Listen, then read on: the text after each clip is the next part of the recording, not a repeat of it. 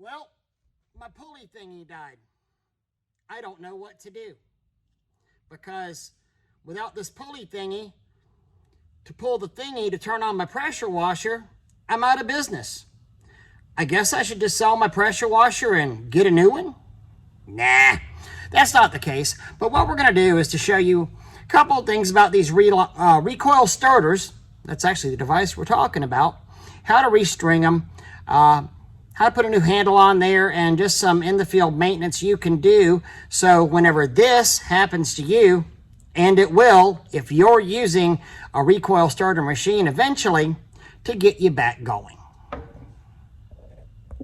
Now, the first thing you should do is go on to Amazon or eBay, and you should do this way before your string ever breaks, and buy a spare recoil starter, or half a dozen spare recoil starters. Every one of our service trucks carries at least one of these with them at all times. It's typically affixed by 3 10mm bolts. So the fastest thing you can do if you're ever, find yourself with a broken pull thingy here, is to take your 10mm nut driver, take it off, slap a new one on, tighten them down, and you're ready to go within just moments. Then, of course, you can bring your broken ones in back to the office and fix them at your leisure whenever you have some spare time, because you will accumulate several broken recoil starters over the course of a year. Broken strings on there. But having a brand new spare will get you back to business as quick as possible. You can go on to eBay, go on to Amazon, order them. They're like 10 to 20 bucks. Not expensive at all. Probably the most common engine we have is a Honda GX 390. If you go smaller than that to the 200, 100 series, you'll probably start getting smaller recoil starters. They're available on there too. Just know what series your Honda engine or Honda engine clone, i.e. Predator, is. This is for a 190 series or 270 series. It'll fit both of those. This is for the 390 series.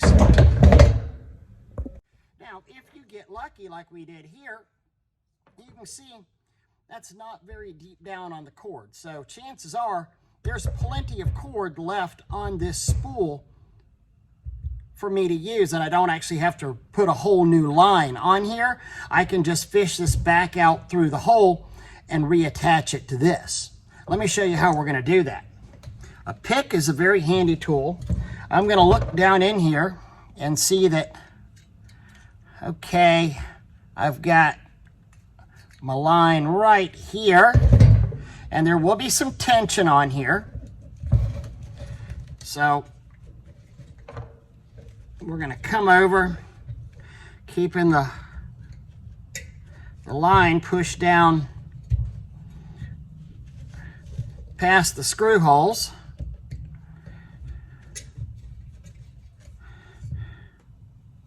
And run it out through the hole. Now, I always recommend trimming this up so you don't have this big bush of a knot to deal with. If you have a lighter handy, always a good idea to melt that down just a little bit. I don't smoke, I don't have a lighter handy. So I've got that lined up in the holes here, or in the groove. And I'm going to come in here and just work it. It's the hard part. Through the hole that it belongs.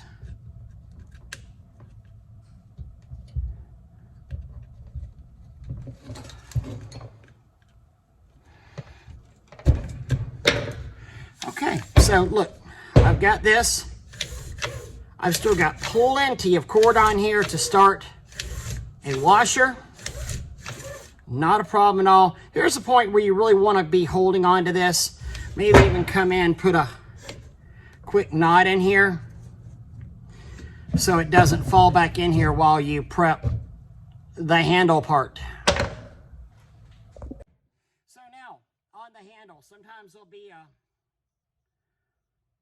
piece of plastic right here covering that up. You can just pop it out. That's already gone on this one. Dig down in here, pull that out. It's clear, it's free, it's ready to roll. Now I'm gonna come here, undo my knot here with a firm grip because I don't want this thing sneaking back out on me.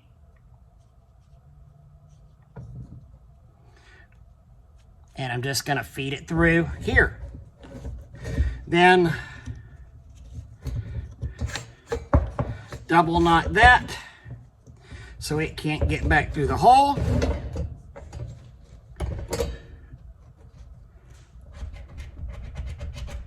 Trim off my excess, and we're ready to roll. This can be installed.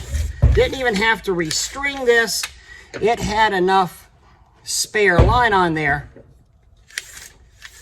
that we didn't have to spring it. We basically just trimmed it up, installed the handle back on it, took off that broken 8 inches foot of line. So problem 1 solved right here. So in this part now, we're going to go and restring the whole spool here. I'm turning this counterclockwise. If you turn it clockwise, you'll feel there's not a lot of tension on there. It just kind of spins freely. If I turn it counterclockwise, I can feel a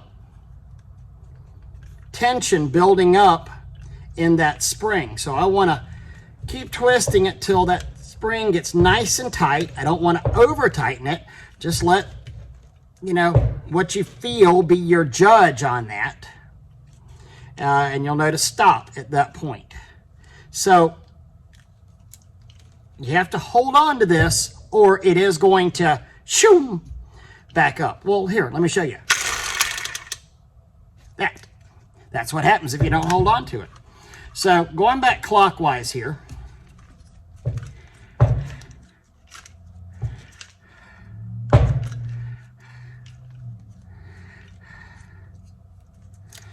And 2 important things. Let me get the angle right. There's 2 holes that you want to get lined up. There is the hole right here that's on the inner spinner, and then there's the hole that's right here on the housing. You want to get those 2 holes relatively lined up.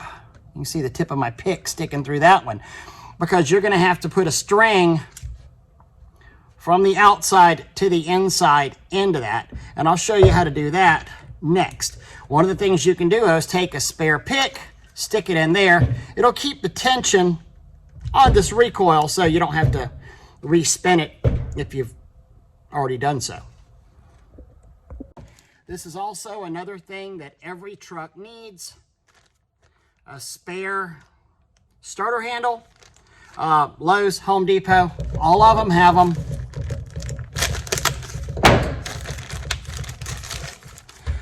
It's a handle. It's a string. So I've got this already tensioned. It's spun around. I've got my holes relatively lined up.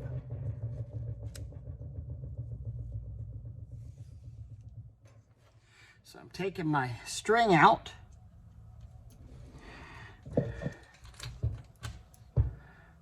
You can see me feeding this in.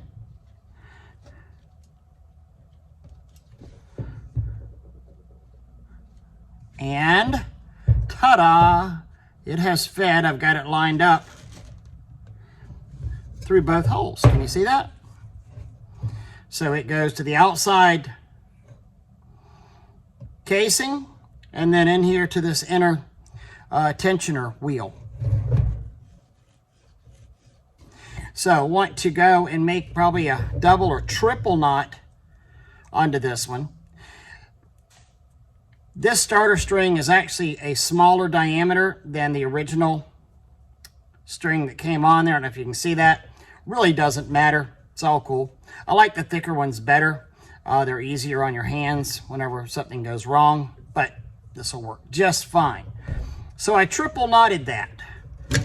I'm going to stick that into here.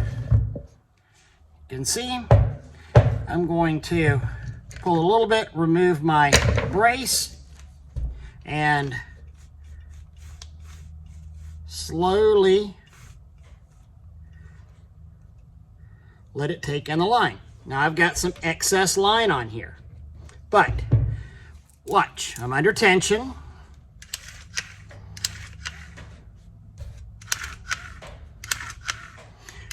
Working exactly like it should be. Because I have enough line here, I don't have to worry about losing it in there, so I'm not knotting this at this point. Now, what I'm going to do is take my handle,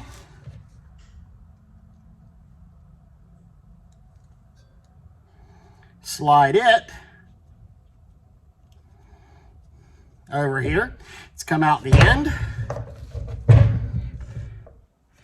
Might give it just a little bit of a pull out so I don't get the flop over handle. And again, maybe a double or a triple knot along in this area.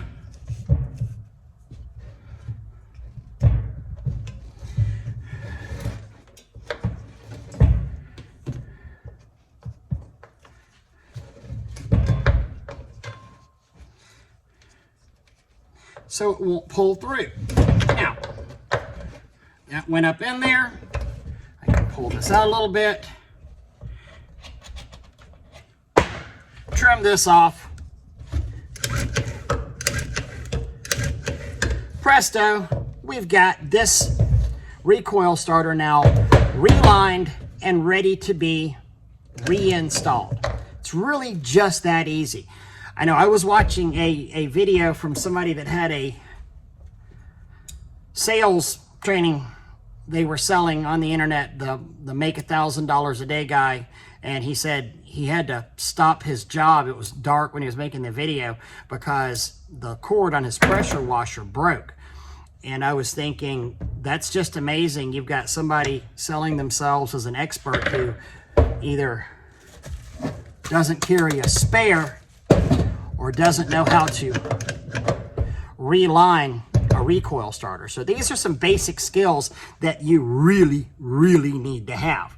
And in fact, if you've got a bypass on your pressure washer, bypassing back into a tank, not just bypassing back into the pump, because those bypass loops aren't long enough. But if you're bypassing back into a tank, there's really no need to be shutting your pressure washer off on jobs. They should be firing and running from the time you get to the job and start using it until the time you're done with the job. Turn it off with a ball valve, let it go into bypass mode. So there you have it. We have restrung and fixed these recoil starters for our Honda GX 390 engine. Again, if you had a Honda something with a 200 series engine, it's going to be a little bit smaller than the 390, but still same basic function actions in there. So first thing you should do is go ahead to Amazon, buy a spare recoil starter for your machine. Hell, buy 2, buy 3. It's a good idea to have them. Every one of our service trucks has them. 10 millimeter nut, 3 nuts usually holding them on, and take them off, slap a new one on. You're literally ready to go back to work within 2 minutes. Then you can string at your leisure. If you don't want to do that, you get your spare starter handle and string kit, and then you can reline your starters at the end. So, hey, wash on, guys. Hope this video helped. And remember, subscribe to our channel. Thank you so much.